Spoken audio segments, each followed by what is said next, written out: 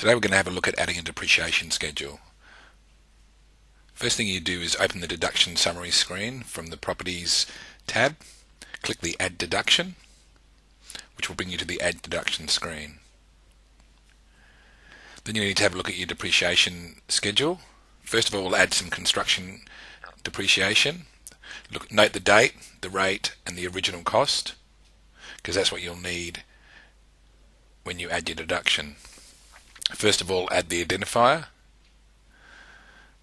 which is something to help you remember this particular deduction entry. The classification. For construction, just start typing construction.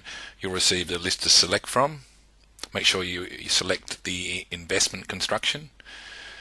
Put in the value, which was shown in the depreciation report of the original construction cost.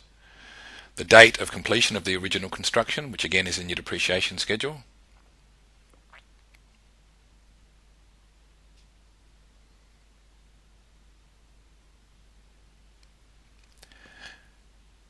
Then select the property to which the deduction is attached to. The contact, in this case we use BMT, and my contact is Brad Beer at BMT.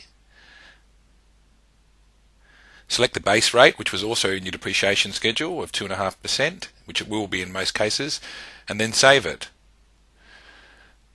Let's add the additional works completion now as well, which is a secondary construction. Don't always have that, but in this case we do. Note the date, rate and original cost again of the additional work completion. Click Add Deduction. Enter your identifier again. In this case the classification is still construction, so if you just start typing construction again, it'll be the same classification as the previous. Again, picking the investment, not the personal. The value of the original construction, this case was slightly smaller, 16,000. The date of completion of the additional construction. Again, you got that from your depreciation schedule.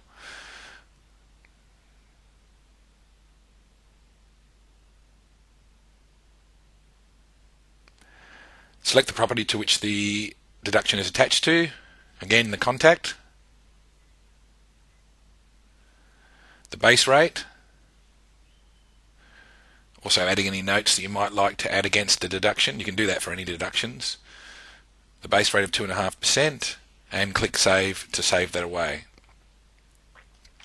Now what we'll do, we'll take a look at some of the individual entries within the deduction screen.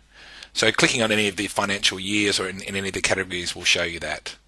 Now let's add some plant and equipment items. Take note of the amount and the date on which the value of that item was assessed.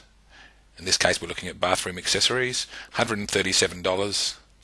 So click Add Deduction, add the identifier again.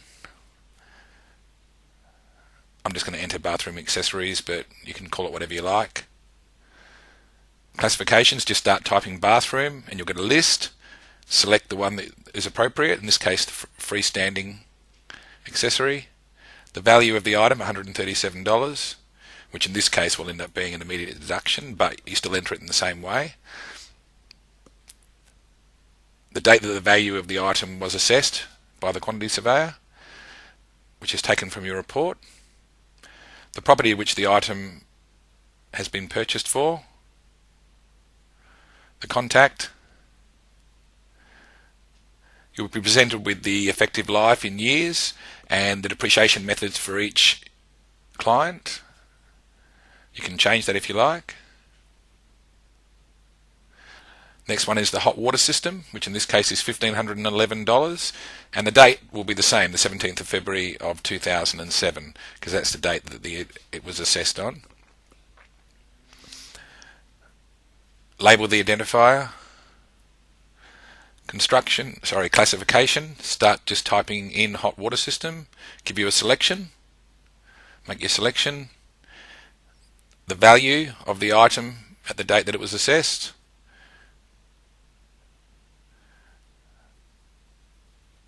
enter the date, which will be the same as the previous, because that was the date that they were assessed,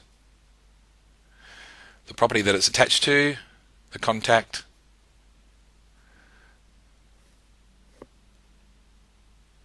And again, you can alter the methods of depreciation for either of the clients or the owners of the property.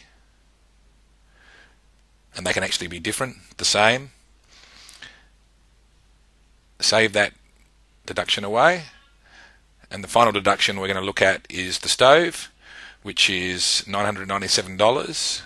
Same date again, 17th of February 2007.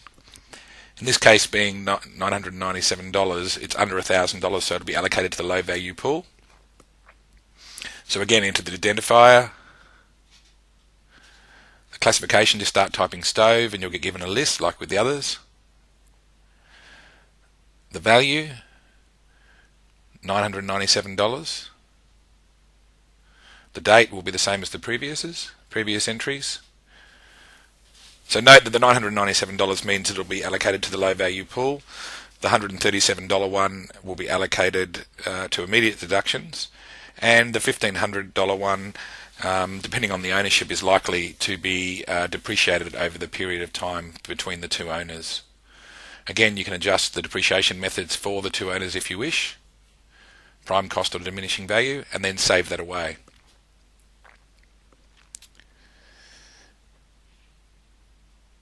Which brings you back to the summary screen when you can see the financial year by year and the categories on the left hand side. Clicking on one of the amounts will give you the listing of the deductions which make that up. So let's have a look at the stove. Now say for example we sold the stove. You have to record that, and so you open it up from the listing. Scroll down to the bottom of the page where you have the disposal of the item and it's been sold or scrapped, or the property's been sold. In this case, the item's been sold. You get presented with an alert box which will ask you if you want to create an income transaction, because obviously you've sold the item, so you'll be receiving income from it. Just check the box if you do. You'll add the disposal date of the item, and then when you click save, what will happen is it will open up a transaction with some of the information already input. The identifier, the classification, you just have to enter the amount, the date's already in there, and the account to which the income has come into. Within the notes section there's information about the deduction that it came from, and then you just need to save it away.